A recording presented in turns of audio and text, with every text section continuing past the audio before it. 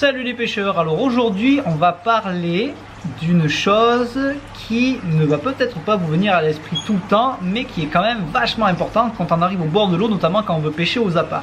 Je veux parler de la forme des plombs.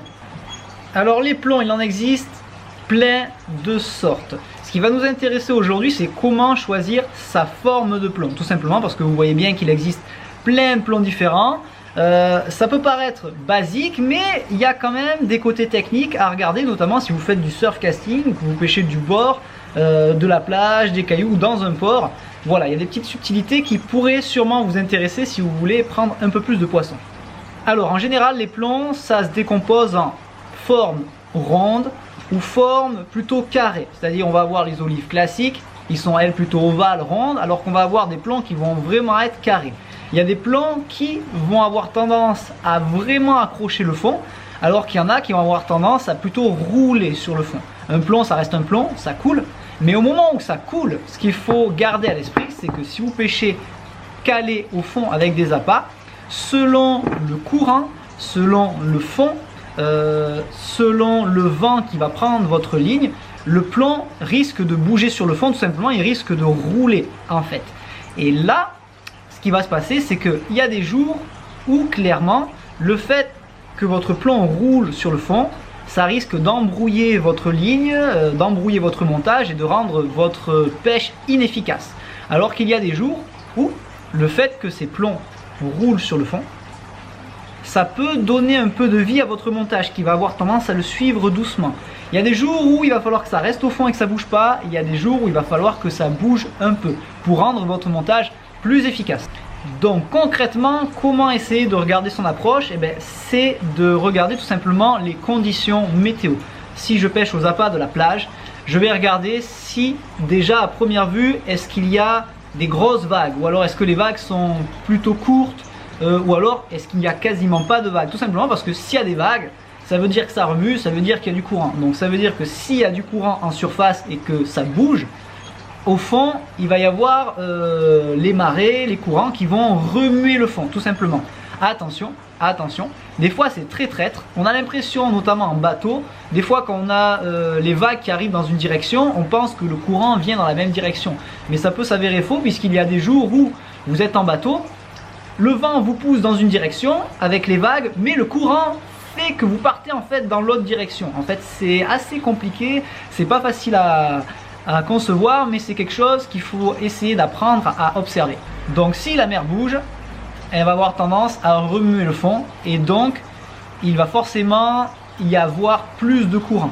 Donc s'il y a plus de courant et que ça remue, on va avoir tendance à mettre des plombs plus importants. Par contre, si la mer est vraiment belle et qu'au fond il n'y a pas de courant, dans ce cas-là, ça ne sert à rien de mettre un plomb qui pèse 1 kg et qui fait que votre montage il reste bien au fond, et que quand le poisson il va tirer, il va sentir la résistance parce que votre plomb est super lourd. Alors que s'il fait super beau et que vous mettez un petit plomb, dans ce cas-là, votre plomb va tomber sur le fond, votre montage va pouvoir nager naturellement, et quand le poisson il va le prendre, en fait, il n'y aura pas ce poids, et donc il sera moins méfiant au moment de saisir l'appât.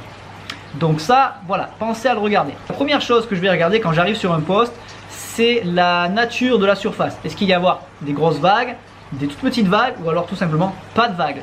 Est-ce qu'il va y avoir du vent? Dans quel sens pousse le vent? Si c'est un vent de face, ça risque de faire des vagues un peu fortes, et surtout quand je vais lancer ma ligne, elle va être impactée. Si j'ai le vent dans le dos, ce qui est bien, c'est que ça va avoir tendance à aplatir un peu les vagues et à pouvoir lancer mon montage plus loin. Le vent va apporter mon montage plus loin, en fait je vais lancer plus loin. Par contre, si j'ai le vent en plein sur le côté, les vagues vont risquer de venir sur le côté, de prendre ma ligne et de l'emmener un peu dans le sens opposé en fait, et donc là ça risque de bouger. Donc déjà regardez en premier lieu s'il y a du vent, s'il y a des vagues.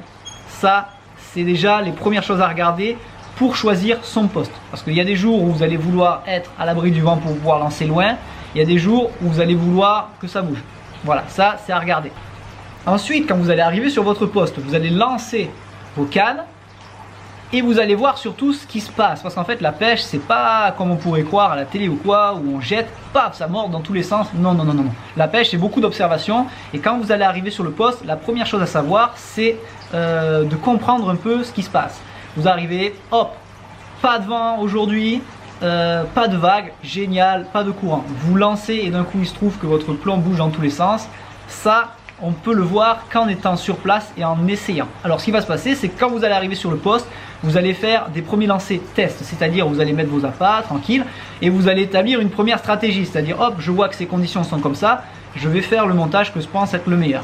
Et au bout de quelques minutes, vous allez voir si votre montage évolue de la manière dont vous voulez, c'est-à-dire vous allez jeter votre plomb et il reste bien sur le fond, ou alors vous allez voir si tiens, j'ai mis un plomb, mais il bouge dans tous les sens, mon montage s'en mêle, c'est pas bon du tout, ça ne va pas, il faut que je change ma méthode. Le grand classique c'est l'olive. L'olive, tout le monde la connaît, c'est la plus basique, on passe le fil à l'intérieur, on met un émerillon et le bas de ligne. Ce qui est bien avec l'olive, c'est qu'elle accroche pas trop, elle n'a pas une forme qui accroche énormément les cailloux, et surtout une fois qu'elle est posée au fond, elle a tendance à pas trop bouger. Par contre, dès qu'il y a un peu de courant, comme elle est ronde, elle va avoir tendance des fois un peu à bouger.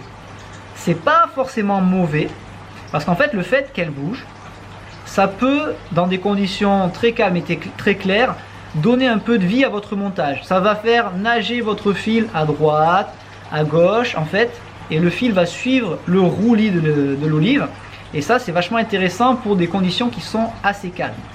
Alors l'olive ou alors le plomb avec l'œillet. Le plomb avec l'œillet c'est bien, c'est que quand vous l'accrochez, hop, ça a tendance aussi à suivre le fond. Vous voyez, votre montage reste accroché à l'œillet, par contre ça a tendance à suivre le fond. Donc tout ce qui est de forme arrondie, c'est à privilégier quand il fait super beau et si on veut donner un peu de vie à son montage. Par contre attention, il y a des jours où clairement il faut oublier, parce qu'en fait ça va tellement bouger, votre plomb il va bouger dans tous les sens, elle va rouler dans tous les sens et tout va s'emmêler, c'est la catastrophe. Donc. Et après il y a aussi ceux avec une forme un peu plus carrée. L'avantage de la forme carrée c'est qu'elle va vraiment venir se poser sur le fond et elle va être calée, elle va pas bouger. Souvent on est sur des formes un peu triangulaires, à étoiles ou même carrées, de cette manière, comme vous pouvez les connaître, ce sont les plombs cercueils. L'avantage de ces plombs c'est qu'une fois qu'ils sont posés sur le fond, ils bougent pas. Et souvent, si c'est un peu plat, ça a tendance à prendre un peu moins le courant.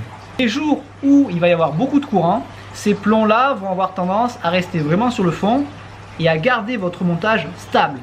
Donc là, on n'est plus sur une recherche de montage vraiment naturel qui peut rouler et aller au gré du plomb. On est plutôt sur quelque chose, on a besoin que le montage reste sur place, reste à cet endroit, parce qu'on sait que le poisson veut passer par là. Donc autant l'autre, c'est une présentation plus naturelle, autant là, on a vraiment besoin de ces plombs pour que ces plombs restent à cet endroit.